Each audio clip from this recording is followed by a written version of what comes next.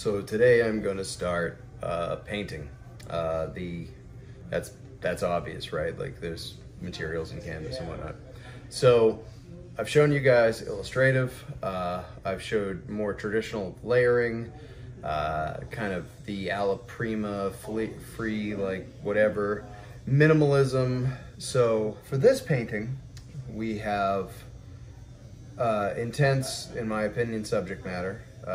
Close personal friend, a client who has been a client of mine for a long time.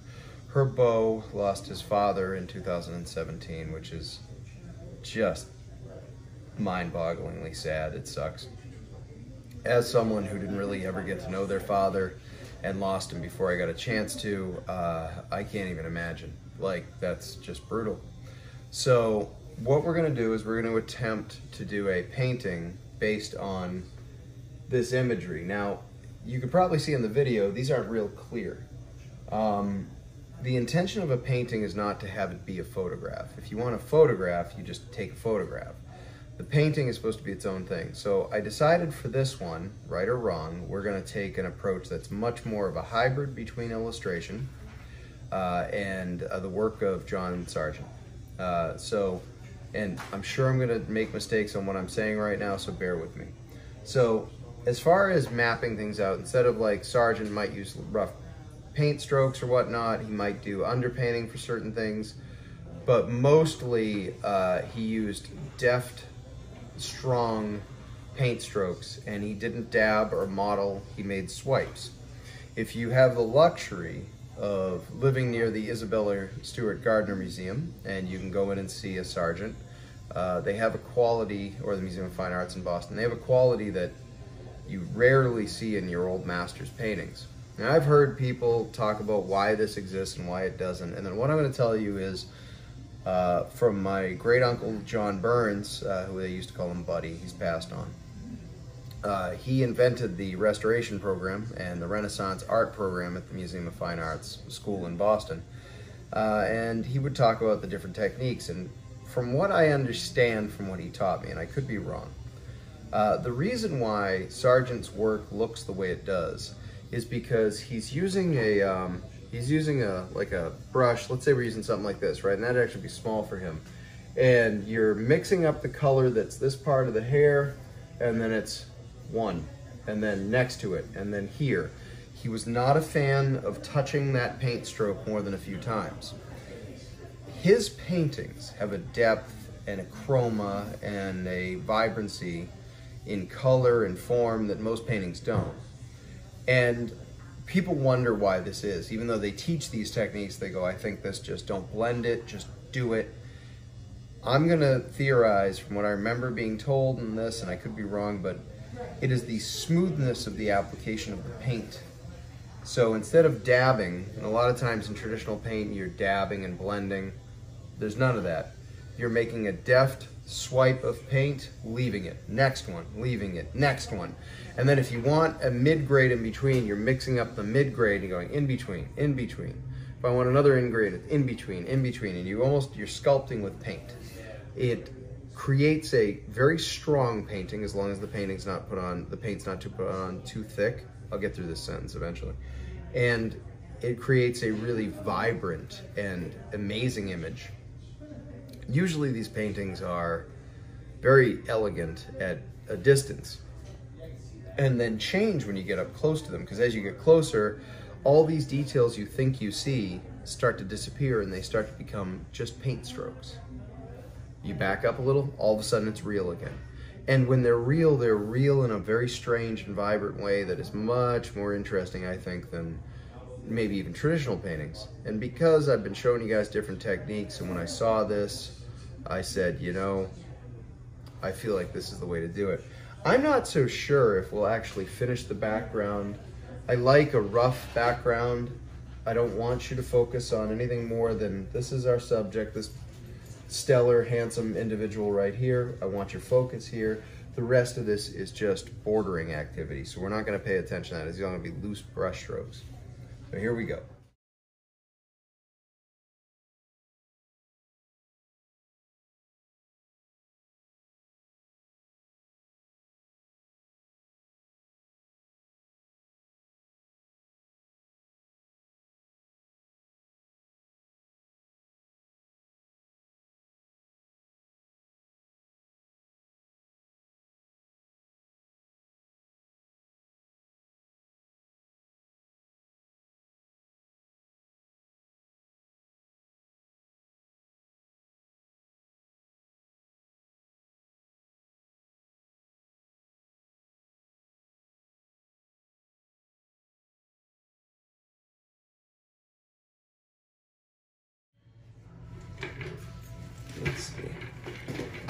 is. So that's session 1. Tomorrow we're gonna put another layer on this. That'll probably be it, and that'll be done. Oh, no real blending, just layering over and over. Yay. All right, so we've had 2 sessions on it. It's done. This is definitely, is it photorealism? No. Photorealism is not the point of a painting. I have trouble explaining this to people because they think, here, I'll give you a photo and you'll copy it. No, I'll filter it through my mind. Copying it would be pointless. You could do a much better job of printing out the photo. When you do a portrait of someone, you're trying to capture an essence about the person. This becomes difficult when you've never met the person and is the challenge for an actual artist. One of the people that I studied under at the School Museum of Fine Arts, a wonderful human being by the name of Marty Kane. She is a labyrinth builder. She's also an expert on portraiture.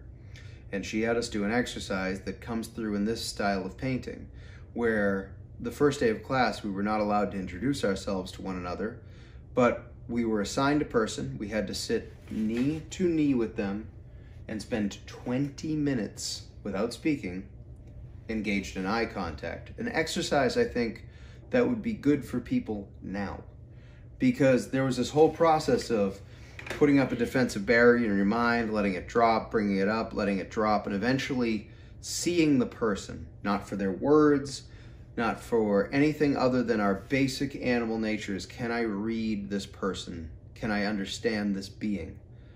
We could use more of that now.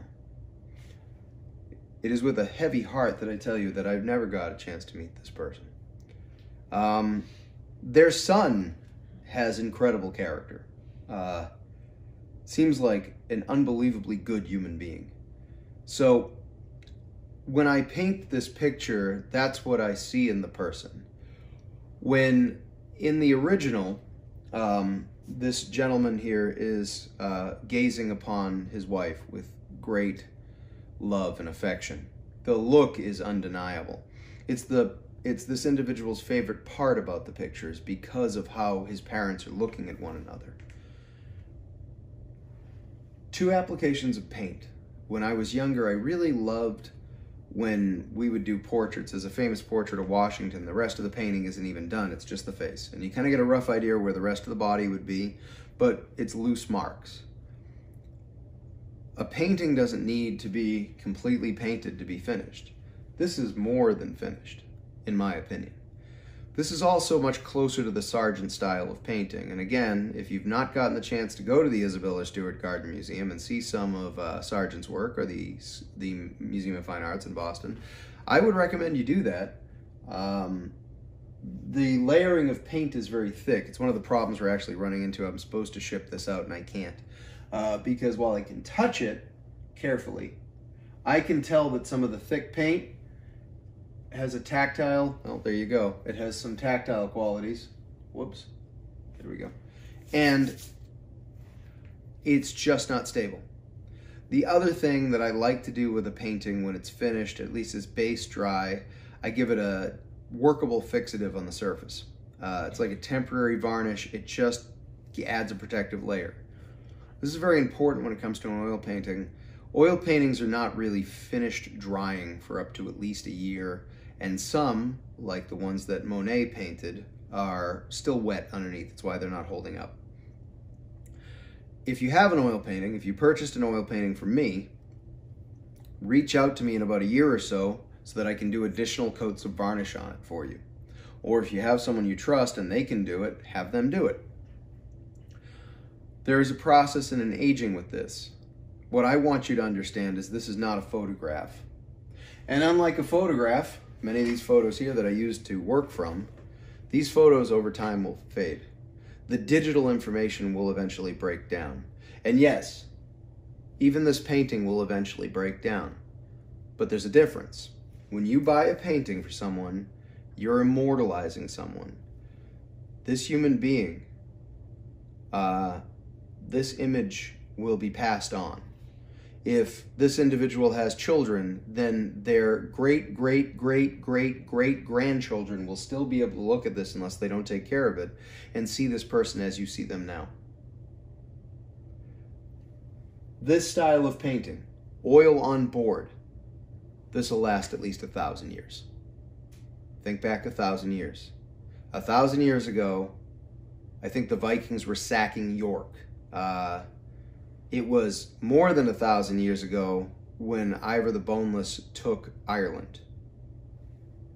So 1,000 years from now, this will still be here. I want you to consider something else. We are missing a component of tradition that talks about our ancestors. We've all been fractured from them at some point in time. All of our ancestors, not just the ones we choose to associate that I like this group, I don't like that group. All of them. So until we figure out how to communicate truths that they uncovered back in the day, we are destined to repeat this problem. And as long as we don't hold them sacred, then there's very little chance that anybody after us will hold us as ever being sacred. One of the greatest flaws in our system right now, in my opinion, is that the elderly are pushed out of the way and we don't want to talk to them. And we think that their ideas are antiquated or ridiculous, but some of their truths are very important. And maybe their vocabulary is a little bit off, but if we see them for who they are, if we see them, we recognize this is a human being who was profoundly loved and profoundly loved others, and they had truths. And it's up to us to continue telling their stories and sharing their images so that future generations understand the value of tradition and of human life, and they are more likely to protect it. Evan, it has been a great and profound honor to paint a portrait of your father. I hope this brings you joy. The person who commissioned it for you certainly loves you so much that they wanted you to feel that joy. I am sorry I never got to meet your father. Just looking at this face to do this painting has been a profound getting to know him, even if I never got the chance.